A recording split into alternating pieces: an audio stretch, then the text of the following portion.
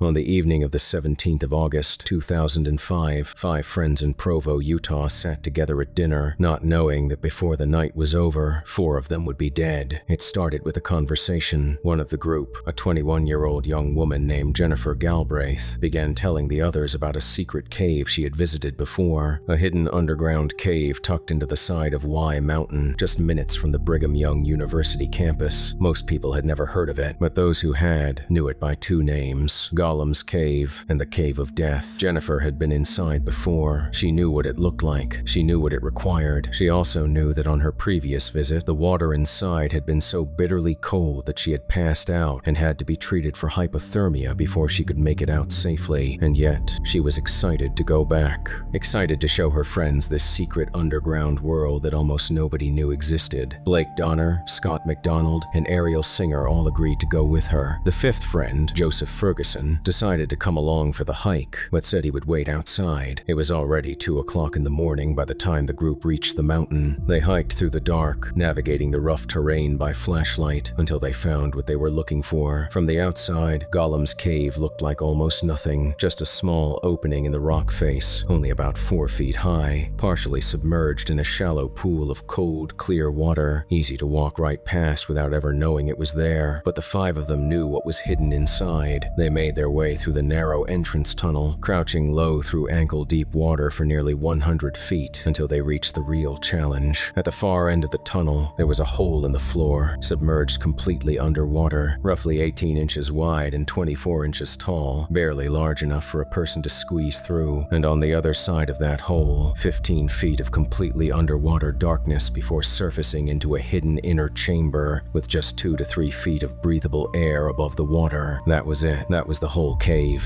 By 4:30 in the morning, Jennifer went first. She took a deep breath, lowered herself into the hole, and disappeared under the water. The others watched the small ripple she left behind, and then, one by one, Blake, Scott, and Ariel followed her in. Joseph stayed behind, standing alone in the dark, holding a flashlight, waiting for his friends to come back. 20 minutes passed, then 30, then an hour. Nobody came back. At 6:25 in the morning, Joseph called 911. Police and rescue teams arrived quickly, but almost immediately, they faced a problem. The water-filled tunnel was too narrow for rescuers wearing oxygen tanks and wet suits to pass through safely, and the tunnel itself left no room to turn around, meaning anyone who went in had to reach the very end before they could come back out. Getting stuck in there themselves was a very real possibility, so the rescuers made a decision. Instead of sending people in immediately, they deployed an air pump to push fresh oxygen into the cave while simultaneously lowering the water level inside. What none of them knew yet was that it was already too late. When rescuers finally made it through the tunnel and reached the underwater section, they found the first body, then the second, then the third, then the fourth. All 4 of them were found facing toward the entrance, as if they had been trying to swim out. They were found just feet from the exit. After recovering the bodies, rescuers went back into the inner chamber and tested the air quality inside. What they found explained everything. The cave had no airflow, no ventilation whatsoever, and because of that, carbon dioxide had been slowly building up inside the inner chamber for years. Candles that previous visitors had left burning inside had made it even worse, quietly consuming what little oxygen remained. The air in that chamber wasn't unbreathable, but it was bad enough to do something far more dangerous than simply stopping someone from breathing. It was bad enough to impair their thinking without realizing it. The moment all 4 of them entered that inner chamber, the low oxygen levels began affecting their ability to reason clearly. Their judgment became clouded, their reflexes slowed, and when the time came to hold their breath and swim back through that 15 feet of underwater darkness to find a hole the size of a refrigerator door, they couldn't do it. Jennifer was the first to attempt the return swim. She went under and couldn't find the exit hole before running out of breath. A previous visitor had described the exact same terrifying experience, overshooting the exit by just 4 feet and hitting a dead end of solid rock in complete darkness before desperately pushing backwards until his hands found the opening. With impaired judgment and lungs burning for air, Jennifer didn't make it back through, and one by one, neither did the others. Blake Donner was 24 years old, Jennifer Galbraith was 21, Ariel Singer was just 18, Scott McDonald was 28. They were found less than 15 feet from the open air. Authorities sealed Gollum's Cave within a single day, welding steel plates over the entrance so that no one could ever go in again. Friends of the 4 left flowers and candles at the mountain trailhead. On a no trespassing sign near the cave entrance, someone had written 4 words in pen: "We will miss you."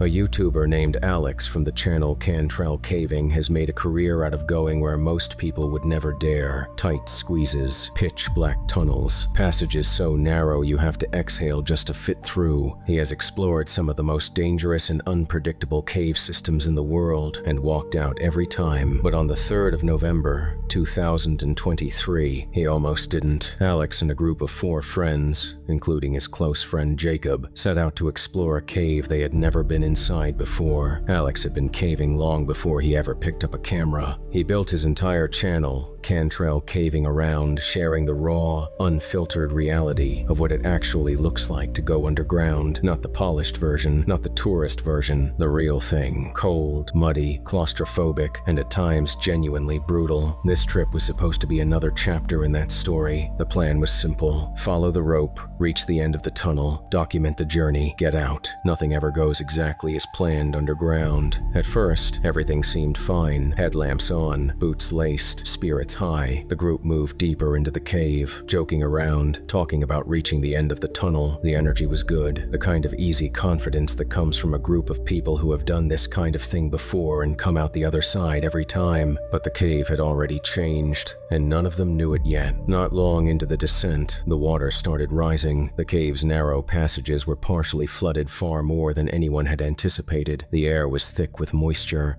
Every surface was slick. Every step forward required more effort than the last, and with every foot of progress deeper into the tunnel, the conditions got worse. Jacob, who had scouted part of the route ahead, tried to warn the group. These Phoenix lights are doing pretty good in the water. Is that what? I was saying my Phoenix lights are doing pretty good in the water. I'm going like in and out of being able to hear anything because my ears are going in the water.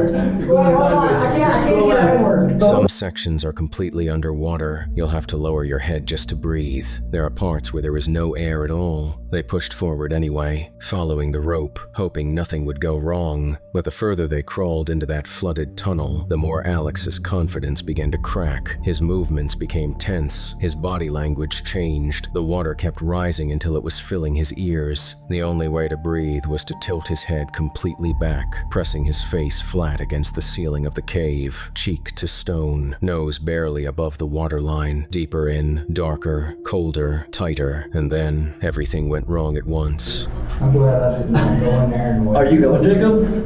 Oh, he just bailed. One of Alex's friends panicked, completely overwhelmed by the cold, the darkness, the water, and the claustrophobia closing in on him from every direction. He grabbed onto Alex in desperation, not gently. He grabbed on with the grip of someone who believed he was about to die, and in doing so, he nearly dragged them both under. In a cave like that, panic is not just dangerous. Panic is a death sentence. The water was at their chins. The ceiling was inches above their heads. There was no room to stand, no room to turn around. The only option was to keep moving, keep breathing, and somehow hold it together long enough to find a way back to the surface. Inch by inch, they pulled themselves back toward the light, scraping against the rock walls, pulling each other forward through the dark water. By the time they finally crawled out into an open section of the cave, both Alex and his friend were scraped, bruised, shaking from the cold, and completely spent. They sat there in silence for a moment, just breathing. It could have ended very differently. A moment of panic in a flooded underground tunnel, in the pitch black, with no room to stand and no way to call for help, is the kind of situation that doesn't always have a survivor. They were lucky.